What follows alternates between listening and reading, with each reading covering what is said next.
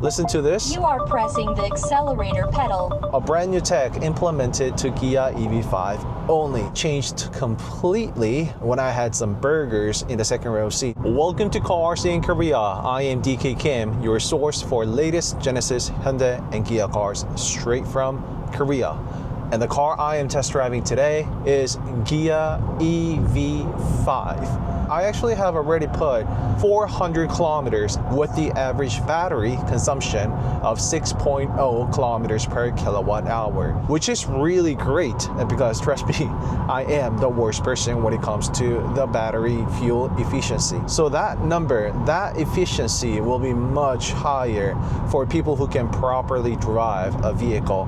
That is not me. If you didn't know, Kia started off filling up their EV lineups with EV6 using EGMP, Hyundai Motor Group's first EV dedicated platform, which stands for Electric Global Modular Platform. So followed by EV6 came EV9, then EV3, EV4, and finally this EV5. And EV5 is the fifth one. And we know those numbers in between will soon be filled up. The thing is, EV5, I dare to say it has been the most anticipated car from the EV lineup. In terms of the exterior size, EV5 is very close and similar to the Kia Sportage. Therefore, some people do say that EV5 is essentially an electrified version of Kia Sportage.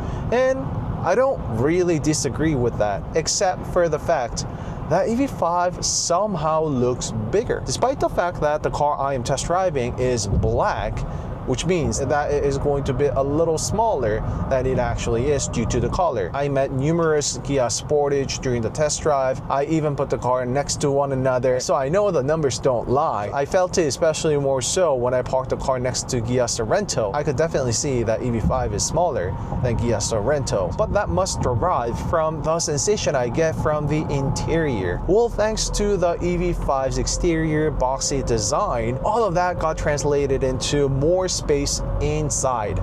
Cabin, second row, trunk, and even more extra storage underneath the trunk. The list just goes on and on. And oh, not to mention about this wide panoramic sunroof. That truly is wide. There is another glass found on the second row seat. Watch how long it takes for the shade to cover and uncover. It is forever long because that's how big and wide this panoramic sunroof is. So big props to that. Entering the tunnel, perfect time for us to check out the NVH, noise, vibration, and harshness. All of the windows, windshield, first row, and the second row included, gets dual acoustic laminated glasses. Therefore, it is going to be better against the noise coming into the cabin compared to a single window for sure. However, there are cars with noise canceling system, which is not found on EV5. So this is something that I find and experienced throughout the test drive of the EV5. That is, EV5 doesn't necessarily excel in one single component, yet it checks all the boxes. If you were to come up with a diagram of the EV5's performance, it will be a perfect circle. It's a great car for an individual to be driving around, and it is also great for a couple and even for a family with a kid or kids. The second row seat does get folded down completely flat, level with the trunk compartment. Therefore, your imagination is pretty much only limit. You can get very creative with that, spend time inside your cars, do the things that you cannot do with internal combustion engine thanks to the car being fully electric. And also the car does offer V2L, vehicle to load, both in and out of the car, of course. And speaking of the trunk compartment, there are things that are new to EV5 only. No other Hyundai Motor Group cars got it just yet, which is the add gear found on the trunk compartment. And Kia is really getting creative with that. It is simple twist and lock mechanism, and I only have the cargo net for the time being, but Kia is coming up with a lot of items for you to decorate up with, so stay tuned for that. And one more thing, listen to this. You are pressing the accelerator pedal. So that is also a brand new tech implemented to Kia EV5. only. The car will prevent you from unwanted, unintended sudden acceleration like you just saw. So when I floor the accelerator from 0, the EV5 will stop you going crazy acceleration as you just saw. Floor it. Yeah. You are pressing the accelerator pedal. So it is for enhanced safety. Some of you guys might say that that is totally unnecessary because I never get foot brake and accelerator confused, but accidents do occur from confusion of the accelerator and foot brake around the globe as we speak. It's not limited to a certain country, it is a global thing. Therefore, Kia took a step forward and came up with this prevention system, enhanced safety, and just imagine how many accidents and lives this tech alone would save around the globe. And I personally believe that there is never enough when it comes to safety, especially with cars. However, because of that, I was actually never able to measure 0 to 60. I would always get that enabled. So I don't know, there might be a way to disable it. However, I couldn't do so in sport mode. And even with the VDC off, the EV5 still prevented me from going 0 to 100 kilometers per hour. So aside from the perks and features that is currently exclusively to EV5 only, there are definitely some other techs and features worth addressing. Top of my list would certainly be the Smart Regen 3.0 and iPedal 3.0. Some of you guys are probably familiar with iPedal if you own or have driven Hyundai Motor Group EGMP cars before. It is essentially one pedal driving of other manufacturers. That is, you can lift your foot off the accelerator, the car will use the varying regen brake from level 0 all the way to level 3 and put the car to a complete stop. And you actually have to do the calculation in your head when to lift your foot off the accelerator and the road slope being a downhill or uphill. So there should be a lot of stuff going in your head. Whereas with Smart Regen 3.0, where you can activate by long press holding the right pedal shifters, just like so, and then the monitor will go into auto. When this is activated, the car knows its surrounding. Therefore, if there is a traffic in front of you, when you lift your foot off the accelerator, it won't just slow down because it's recharging and using the regen brake, but the car will even keep up with the traffic in front of you. In other words, it will actually coast to provide the best battery efficiency and also to keep up with the traffic right there. And I am currently using the auto mode right now as well, just driving the car with the accelerator only.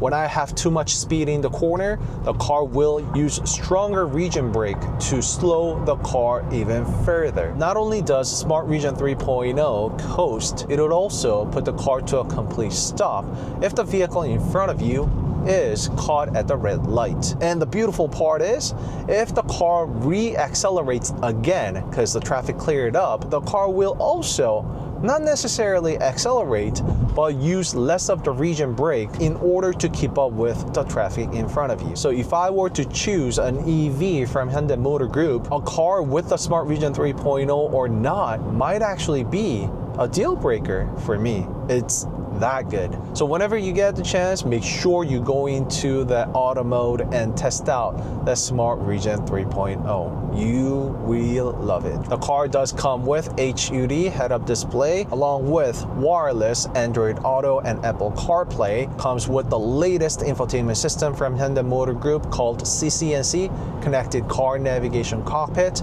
12.3-inch monitors left and right, and also 5-inch HVAC dedicated display in the center as well. Some people scold about the position of that 5-inch monitor, but you have the physical buttons dedicated for the fan and temperature right here, so that way you don't really have to press on these buttons. I mean, you can, but you can operate it all using these physical buttons right here. A good mix of display, touch buttons, and physical buttons. I love it. However, a haptic feedback on these buttons would have been nice, which is something that we got with the EV9, but EV5 didn't get it. I mean, I am comparing a flagship EV SUV to that of the C-segment EV SUV here, so I guess it's fair to have a few things missing here and there. Speaking of which, EV5 does not get the DCM digital center mirror that will turn the rear view mirror completely digital, allowing you view 24/7, doesn't matter passenger sitting or the boot space being filled up with luggage. Speaking of missing things, the second row seat is not automated, it's fully manual using levers, both left and right. And one more about the second row seat, it is actually 40-60 ratio, unlike 40-20-40 split, which is more practical over 40-60. However, the second row seat does offer table for the first time. I honestly didn't think that it would make such a difference. I thought it would just be a drawing table or just kids to play around, but that changed completely when I had some burgers in the second row seat together with my wife Dima while I was charging the car. It made a day and night difference. Eating a burger and a meal inside the car would have been a completely different experience had there not been the table.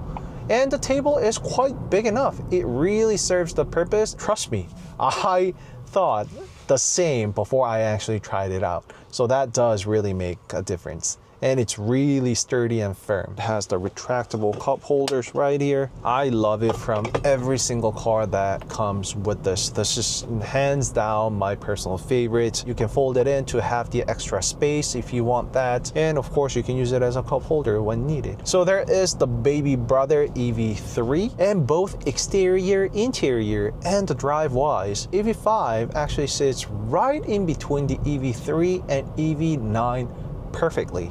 The size-wise and design-wise, price, performance, space inside out, everything.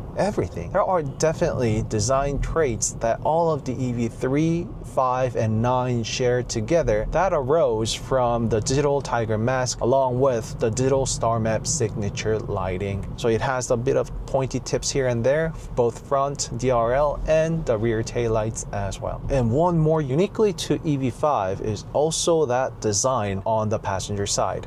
Definitely opposites united, penetrating design language and theme of Kia brand, and not to mention about the enormous legroom we got. It just felt like I was sitting on a couch in a living room. There is just so much legroom when you stretch the seats all the way both front and rear. And watch the Smart Region 3.0 at work. I'm gonna lift my foot off the accelerator.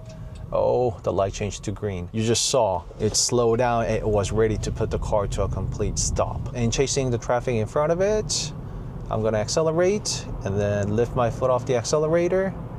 And you see, watch this. It doesn't just slow down, it's actually coasting right now, keeping the speed at 50-ish. And you even get comfortable stretch.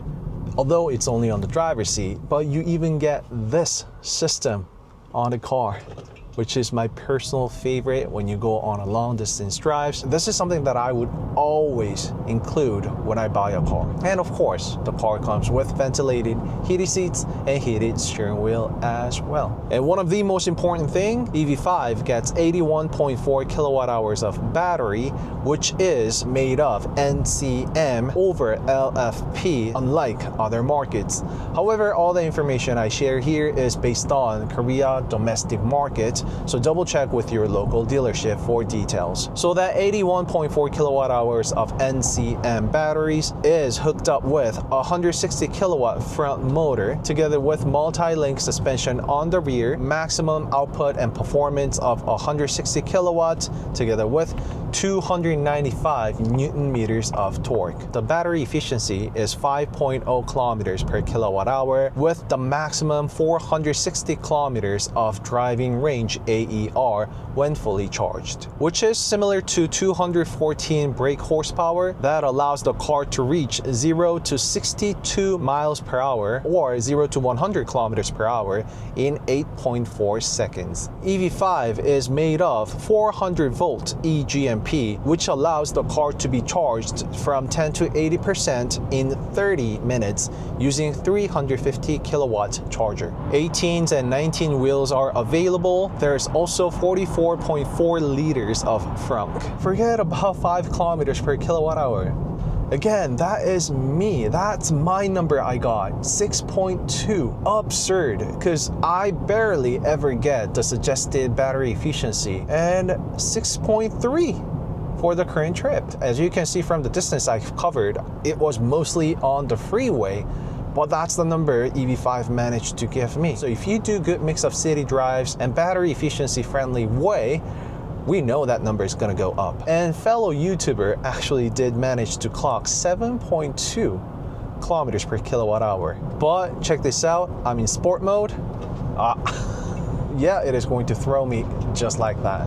So it's got the response, instant torque, and power, just everything you need for a family EV SUV. So just like Kia Sportage was, it was well-rounded car that checks all the boxes for pretty much everybody. I think this EV5 is also the same. And as for the suspension, I think it also sits in the middle. Not perfectly in the middle though, maybe slightly towards more on the stiff side, but I think this might vary depending on who you talk to and how you perceive a car when it comes to the suspension setups.